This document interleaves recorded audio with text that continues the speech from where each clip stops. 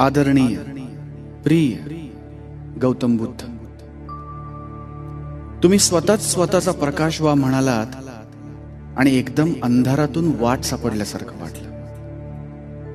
जग सुखाच्या शोधात हिंडत असताना तुम्हाला दुःख शोधावं वाटलं, समजून घ्यावं वाटलं. आज जग खूप जवळ आलंय माहिती आणि तंत्रज्ञानामुळे. आपल्या मोबाईलवर घर बसल्या माणसं जगभर डोकावून पाहत असतात, पण स्वतःमध्ये डोकावून पाहणं विसरून गेलो आहे. तुम्ही हेच सांगायचात ना?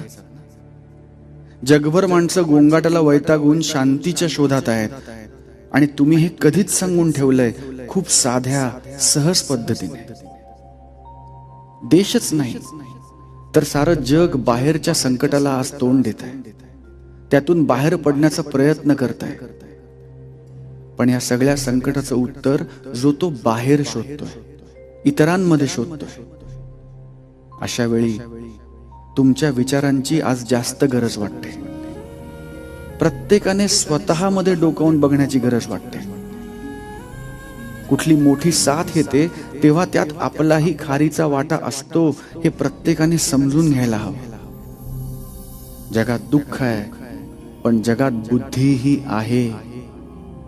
भारताने जगाला दिलेल्या सर्वोत्तम गोष्टींपैकी तुम्ही एक आहात. तुम्हीच सांगितले, एका दिव्याने हजारो दिवे उजळू शकतात. तो एक दिवा होण्याची सुरुवात झाली पाहिजे. अत्त दीपो भव. आम्ही खोट्या सुखात लोळण घेत होतो, दुःख विसरून गेलो होतो. या साथीच्या संकटाने पुन्हा भानावर आलो. आता आम्हाला जाणीव झालीय की आम्हाला स्वयंप्रकाशित व्हावं लागेल. अत्त दीपो भव.